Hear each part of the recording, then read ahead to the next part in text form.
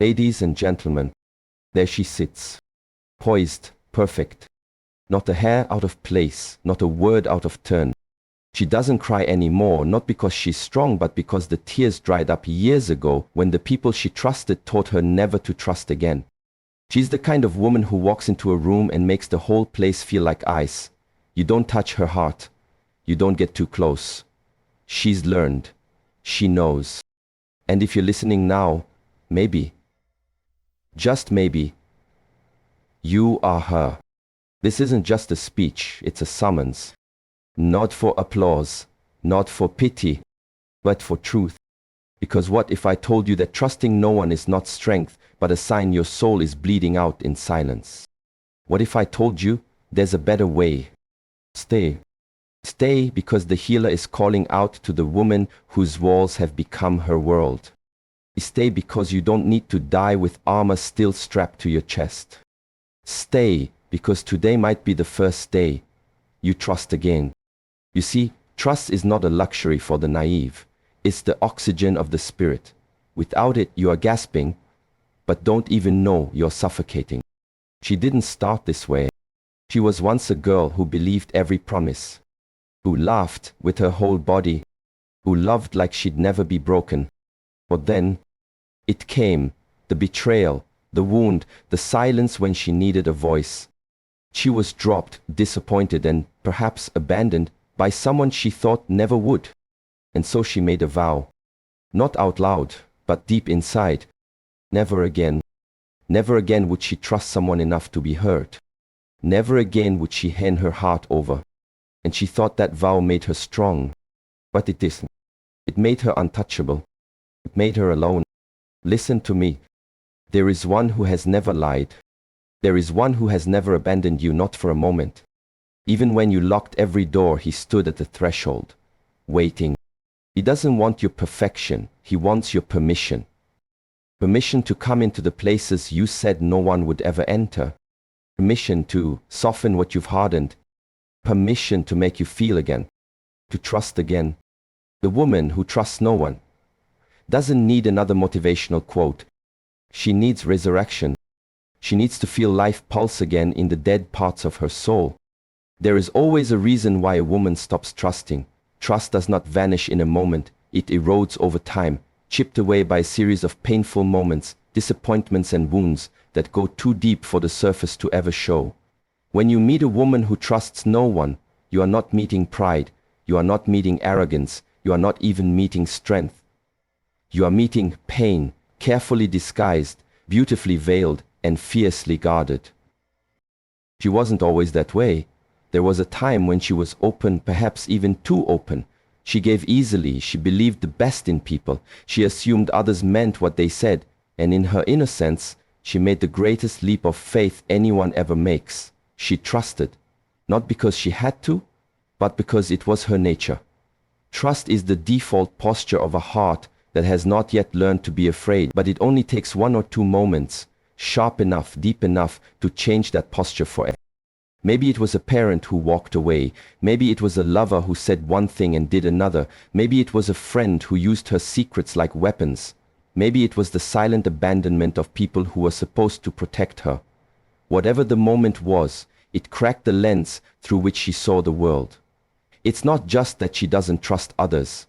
It's that she doesn't trust her own discernment anymore. She trusted before, and look where it got her. Now every smile feels suspicious. Every promise feels premature. Every hand extended feels like a setup for another fall. So she built a wall. Not brick and mortar. No, this wall is invisible but impenetrable.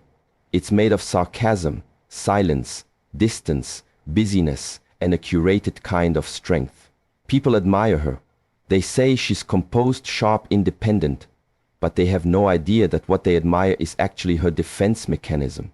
What they call independence is, in truth, insulation. It's the fortress she built because she decided that vulnerability was too costly, that love was too dangerous, and that closeness was too much of a risk. She may even quote wisdom to justify it. She'll say things like, "I've learned to rely on myself," or "I don't need anyone," or the classic, "People always disappoint you."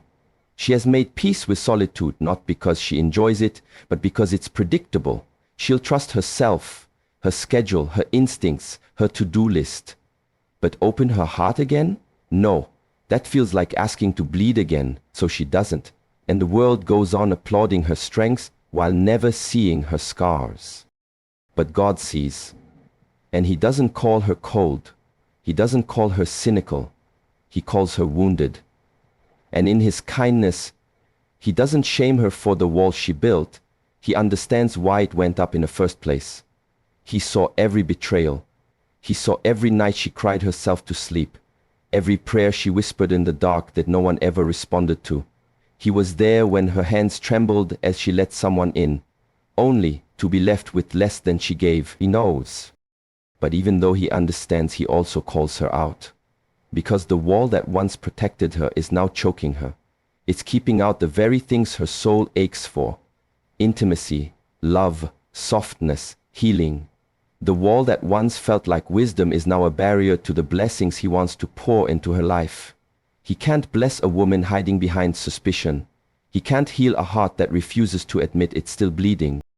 The wound behind the wall doesn't go away with time. It festers, it hardens, it becomes a source of quiet torment.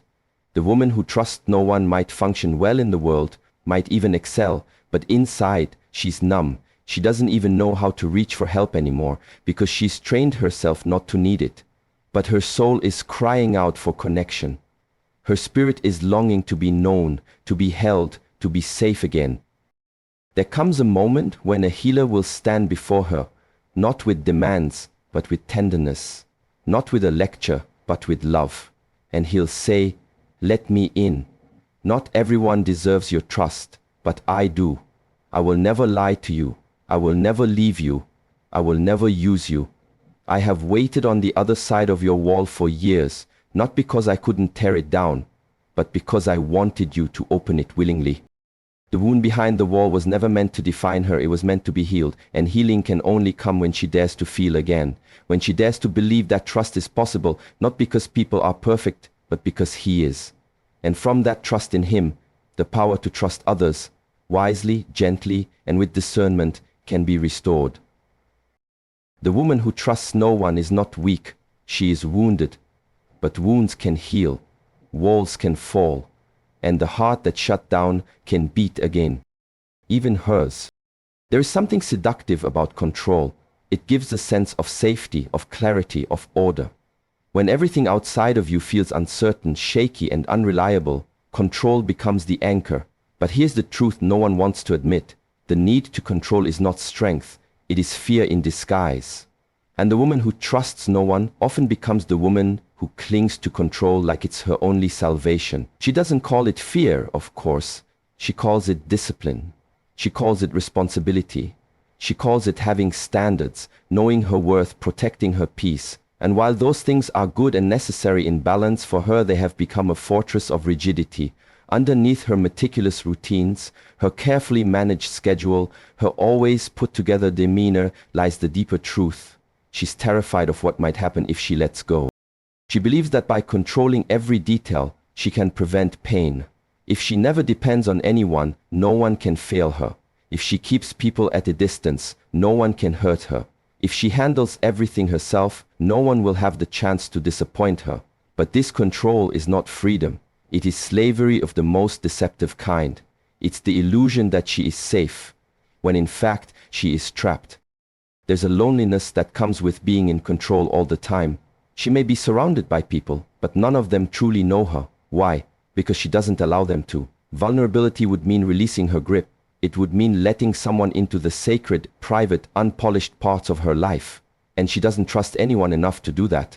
So, she keeps smiling, she keeps producing, she keeps solving everyone else's problems, she keeps doing what needs to be done, never admitting how tired she really is. Control becomes her comfort because chaos is what broke her. Somewhere in her past, there was a moment, or many, when life spun out and no one came to catch her.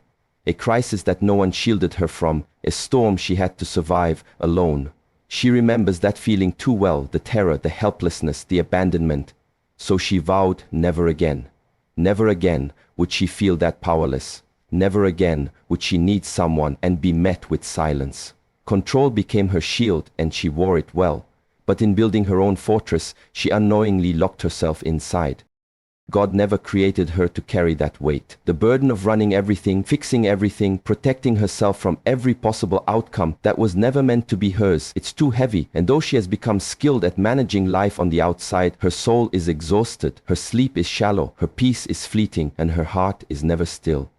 She can't rest, not really, because rest requires trust. And trust is what she lost long ago. She doesn't realize that what she calls peace of mind is really just the absence of unpredictability. But life isn't predictable. People aren't predictable. And even God, in all his love and wisdom, does not always explain himself. He asks for faith, not in a formula, not in a system, not in our own planning, but in him. And that is where the illusion of control becomes most dangerous, because it teaches her to rely on her own strength, not his. She thinks she is safe behind the walls she's built, but in truth, she is missing out on the very thing she was created for: dependence on the spirit, intimacy with others, and the beautiful, terrifying surrender of being fully alive. Control gives her the illusion that she is untouchable, but love, real love, requires risk. Joy requires risk. Healing requires risk. And none of those things grow in the soil of control. There comes a moment when God will confront her illusion, not to shame her, but to free her. He will allow the plans to fall apart. He will allow the things she clung to fail, not because he is cruel, but because he wants her heart back. He will let her reach the end of herself so that she can finally realize that control is not her safety, he is. And in that moment, when she stands in the wreckage of her well-ordered life, she will hear a still small voice. Will you trust me now? It won't be easy. Surrender never is. It feels like death before it feels like resurrection. She will have to grieve the years she spent micromanaging her life, holding everyone at arm's length, refusing to trust even the ones who meant her no harm.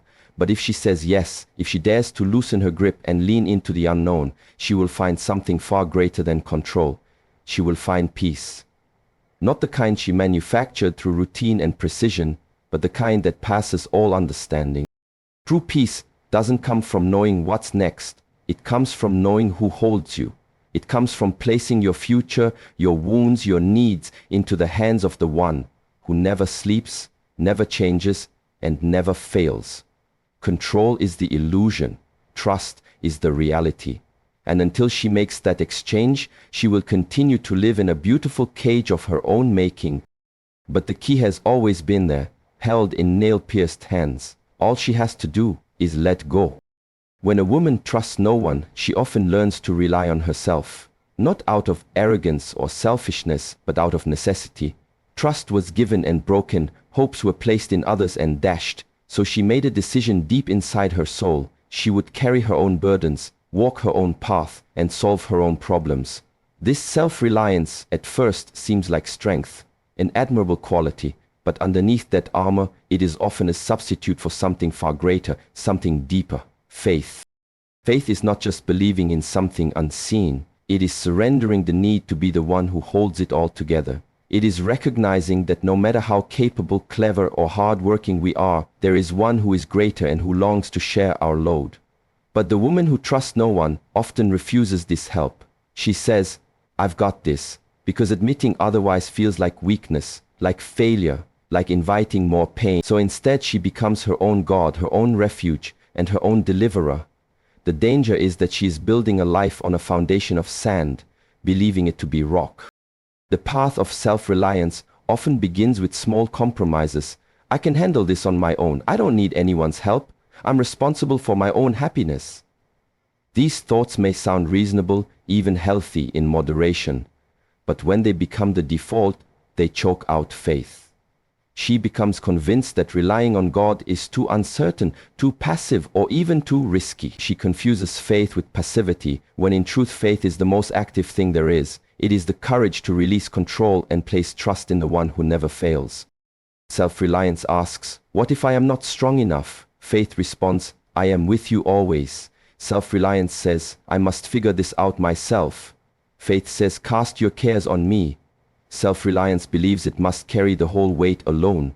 Faith rests in the promise that help is always near, that strength is made perfect in weakness. But when a woman trusts no one, her heart tightens, and she refuses to let anyone in, including God. This refusal is not born from lack of desire, it is born from fear, fear of disappointment, fear of being vulnerable, fear of losing control. Faith requires openness, a heart willing to be vulnerable and dependent. When she clings to self-reliance, she is shielding herself from the pain of past betrayals, but also shutting out the healing power of grace. It is a lonely road, because no matter how much she can do alone, the soul was never designed to thrive in isolation. There is a paradox here. The more she relies on herself, the more exhausted she becomes. Yet the harder she holds on to this false independence. It becomes a vicious cycle. The woman who trusts no one becomes her own taskmaster, pushing, striving, never resting, because she believes she cannot afford to fail or ask for help. But this relentless pursuit drains her. Spiritually, emotionally, even physically, she grows weary. Her heart aches for peace, but she doesn't know how to find it outside of her own efforts. Faith, on the other hand, is not a denial of self-reliance, but a redefinition of it. It does not mean doing nothing. It means doing what you can and trusting God with what you cannot. It means working hard and then releasing the outcome. It means being strong and brave while knowing you are not alone. The woman who trusts no one can learn this, but it requires humility. The willingness to admit she cannot do it all. It requires courage, the willingness to risk vulnerability again, and it requires a step of obedience, the decision to trust God even when it feels uncertain. This journey from self-reliance to faith is often painful because it forces her to confront her deepest fears. She has to face the truth that control is an illusion, that perfection is impossible, and that asking for help does not make her weak, it makes her human. But in this surrender there is freedom. The heavy burden she has carried alone begins to lift. The loneliness starts to dissolve. She begins to experience the peace that passes understanding, because she is no longer trying to fix everything by herself. Faith invites her to live in the tension of uncertainty with confidence. Not confidence in herself, but confidence in God's faithfulness. It teaches her to take one step at a time, trusting that the path will be made clear. It shows her that weakness is not a flaw, but an opportunity for God's strength to shine. And slowly, as she leans more on faith, her heart softens. The walls that once protected her start to crumble, not because she failed, but because she is finally learning that she was never meant to walk alone.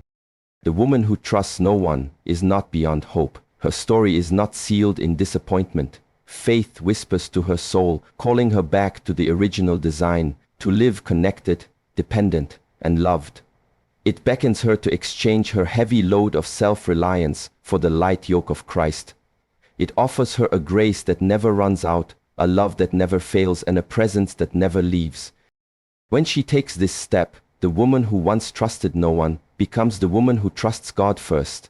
And from that trust flows a new kind of strength, not one born of isolation or control, but one born of surrender, rest, and divine partnership. Her faith becomes the root from which all healthy trust can grow, allowing her to open her heart again, to God and to others. This is the true power of faith, not just to believe in something unseen, but to live in a way that transforms loneliness into companionship, fear into courage, and self-reliance into divine reliance. And it all begins when she stops trying to do it all alone and starts to trust the one who is always faithful, even when no one else is. There is a powerful image in the world today of the strong, independent woman who needs no one. She stands tall, walks with confidence, and seems unshakable. She is admired for her ability to handle everything on her own, to face adversity without faltering, and to carry the weight of life without complaint. Yet, beneath that admirable exterior often lies a profound loneliness. The loneliness so deep and so carefully hidden that few ever see it. This loneliness is disguised as strength, and it is one of the most tragic deceptions the heart can endure. The woman who trusts no one wears her independence like armor. To the outside world she looks like a fortress, secure, impenetrable, and self-sufficient. She doesn't need help because asking for it feels like weakness. She doesn't seek companionship because she fears betrayal. She has learned to rely only on herself, and in that reliance she has crafted an identity. She is the strong one, the one who endures, the one who never breaks. And while that image may be respected, it often conceals a heart that is quietly breaking. Loneliness is not always loud or obvious. Sometimes it whispers in the silence of the night, or hides in the space between conversations, or settles in the stillness of an empty room. The woman who trusts no one might be surrounded by people yet still feels completely alone. She may have colleagues, friends, or acquaintances, but true connection eludes her because she has built walls too high to climb and doors too heavy to open. She smiles when asked how she is, but inside she is longing for a touch, a word, a presence that tells her she is not forgotten. Her strength is real, but it is not what it seems. True strength is not the absence of vulnerability. It is the courage to be vulnerable despite the risk. True strength is not standing alone because you must, but standing together with others because you can. The woman who trusts no one mistakes solitude for strength when really she is carrying the heavy burden of loneliness alone. The very thing she fears most, being vulnerable, being seen, being hurt, is what could bring her healing. Sometimes, the loneliness becomes a habit. It feels safer than risk. The silence of isolation is predictable, unlike the uncertainty of trusting someone new. So she guards her heart fiercely, never letting it soften enough to invite others in. She convinces herself that this is strength, but the truth is that it is survival. Survival is necessary when the wounds are fresh, but it is not the way to live fully. The woman who trusts no one is surviving, but she is not thriving. There is a deep longing inside her, a hunger that no amount of busyness or control can satisfy. She wants to be known, not just the polished version she shows the world, but the real her. She wants to be held, not just physically, but emotionally and spiritually. She wants to be loved, not conditionally or from a distance, but fully and deeply. Yet fear tells her to protect herself, to keep others at arm's length, to deny that need for connection. The paradox is painful. She appears strong because she refuses to show weakness, but that refusal is what keeps her lonely. The very act of guarding her heart keeps her from the very thing that could heal it.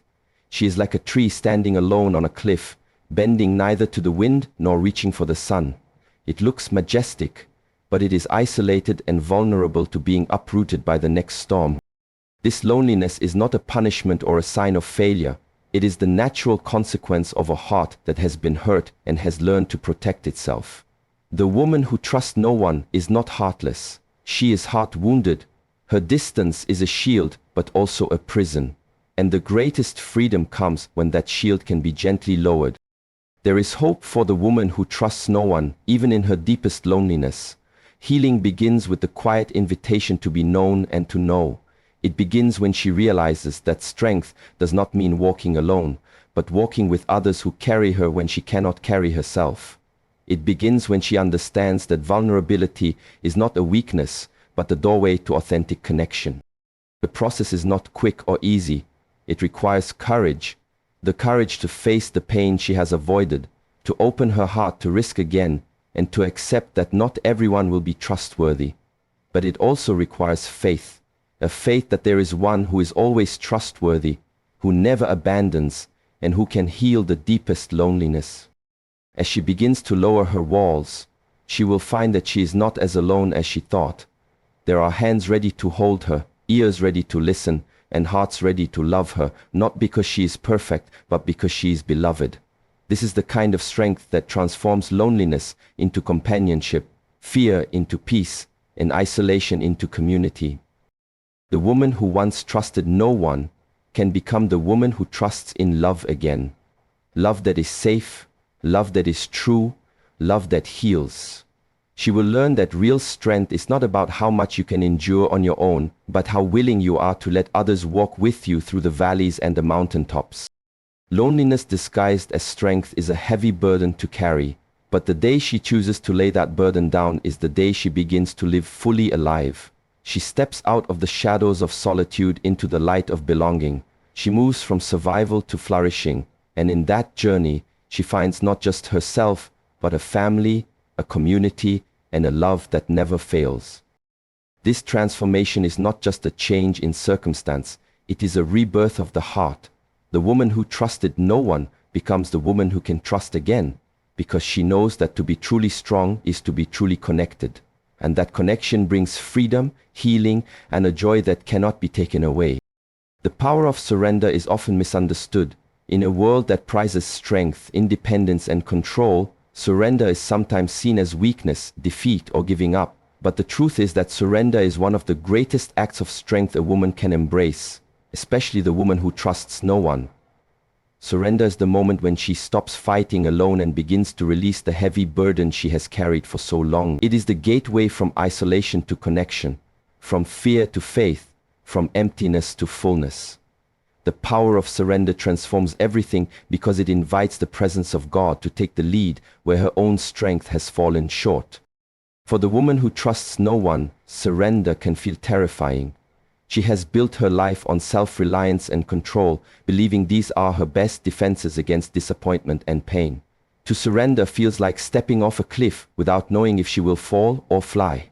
It means letting go of the illusion that she can fix everything on her own, that she must always be the one in control. It means admitting that she is not the source of her own security, and that is a vulnerable place to stand. Yet it is precisely in this vulnerability that true power is found. Surrender is not about passivity or giving up ambitions and dreams. It is not about resigning herself to a life less than what she desires. Rather, surrender is an active choice, a deliberate act of faith to release the need to control the outcome and to trust the higher power who sees beyond what she can. It is saying, I cannot do this alone. I am willing to let you lead. In that moment, the weight of self-sufficiency begins to lift, and a new kind of strength begins to grow, one that is rooted not in her own effort, but in divine grace. Many women carry invisible burdens, worries about the future, regrets from the past, pain from broken relationships, and anxiety over what lies ahead. These burdens can feel suffocating, pressing down on the soul with relentless pressure. The woman who trusts no one tries to carry these burdens herself, believing she has no other option. But surrender means she places these heavy weights into the hands of one who is able to carry them fully and perfectly. When she surrenders, she is not losing power, she is gaining freedom. The power of surrender is beautifully paradoxical. It is strongest when she is weakest, richest when she feels empty, and most hopeful when all seems lost. Surrender opens the door to healing and restoration because it allows the Spirit to work within her in ways that she never could on her own. It breaks down the walls of fear and pride that have kept her trapped, and it invites a fresh wind of peace to blow through her heart. Surrender also changes her perspective on trust. Up until now, she may have equated trust with control. Trust meant having assurances, guarantees, or seeing clear evidence that things would go her way. But surrender teaches her that trust is not about having control. It is about resting in the character of God, who is faithful even when the circumstances are unclear. She learns that trusting God is not a gamble, but a sure foundation. It is trusting in the one whose love never fails, whose timing is perfect, and whose plans are always for her good, even when they don't look like it.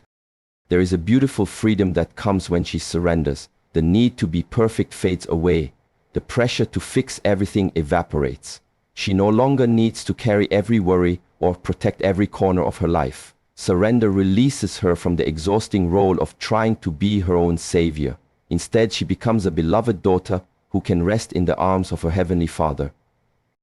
This surrender also invites transformation. When she lets go of the illusion that she is alone, she opens her heart to receive the fullness of life God intends for her. She begins to see that she is deeply loved, not because of what she does or how strong she appears, but simply because she is His. This realization melts the cold walls she has built around her heart, allowing her to trust not only God, but eventually others as well. It is important to understand that surrender is not a one-time event, but a daily, moment-by-moment decision. Every day brings new challenges, new fears, and new opportunities to choose surrender over control. Some days she may falter and try to take back the reins, but grace is always there to catch her and invite her back into that place of rest and trust. The power of surrender is ultimately about relationship. It is about letting go of the illusion of self-sufficiency and stepping into the reality of dependence on God's love and strength. It is the foundation upon which true trust is built. The woman who surrenders finds herself no longer fighting battles alone, but walking hand in hand with the one who fights for her. As she embraces surrender, she discovers a peace that surpasses all understanding, a peace that guards her heart and mind even in the midst of storms. She learns that surrender is not a weakness, but a powerful testimony to the strength of faith. It shows the world that she is not defined by her past hurts, her fears, or her struggles, but by her willingness to trust and obey. In surrender, she is made whole. The wounds that once defined her begin to heal. The loneliness that once consumed her starts to fade. She is no longer the woman who trusts no one, but the woman who trusts in the eternal love and care of God. This trust becomes the root of her courage, the source of her joy, and the anchor of her soul. The journey to surrender may be challenging, but it is the path to freedom. When she lets go, she gains everything: peace, hope, love, and a strength far beyond what she could muster on her own. The power of surrender transforms the woman who trusts no one into a woman who trusts fully, and in that trust, she finds life abundant and true. The journey from isolation to community is one of the most profound and transformative paths a woman who trusts no one can take. It is a journey that begins in the silent, often painful places of loneliness and ends in the warm embrace of belonging and connection. For the woman who has built walls around her heart, who has lived life guarded and alone, this journey can feel daunting, filled with uncertainty, vulnerability, and risk, but it is also the most necessary journey for healing, restoration, and the fullness of life. Isolation can feel like a refuge, a place where the woman who trusts no one can protect herself from the pain of betrayal, rejection, and disappointment. It may start as a shield, a temporary retreat from a world that has let her down. Over time, however, isolation becomes a prison. The walls that once offered safety begin to close in, and what was once protection becomes a source of deep loneliness. The woman may convince herself that she is better off alone, that she can face life's challenges on her own, and that trusting others is too dangerous. Yet, despite this conviction, her soul cries out for connection. Community is the antidote to isolation. It is more than just being surrounded by people or attending social gatherings. True community is a place where she is known, accepted, and loved for who she really is, not for what she does or how well she can protect herself. It is a place where her vulnerabilities are met with compassion, her fears with encouragement, and her struggles with support. Community is where healing begins because it offers the relational soil in which trust can grow and flourish. The transition from isolation to community is rarely easy. It requires the woman to step beyond her comfort zone and take courageous steps toward vulnerability. This means risking rejection, disappointment, and the possibility of being hurt again. It means letting down the walls that have kept her safe, but also kept her lonely. It means learning to trust slowly, discerning who is safe, and allowing relationships to deepen over time. This process is often gradual, with small acts of openness, building the foundation for deeper connection. One of the most beautiful aspects of this journey is that she is never truly alone on it. Even in her moments of greatest isolation, there is a loving presence ready to walk with her, to guide her, and to carry her when she cannot carry herself. This presence is a constant source of comfort and strength, encouraging her to take steps toward others and reminding her that she is deeply loved and valued. As she begins to open her heart to community, she discovers the joy of shared experiences, the laughter, the tears, the celebrations, and the struggles. She learns that community is not about perfection, but about acceptance and grace. In community, she can be herself without pretense, knowing that she will not be abandoned or judged. This safe space nurtures her soul and begins to restore the trust that has been broken.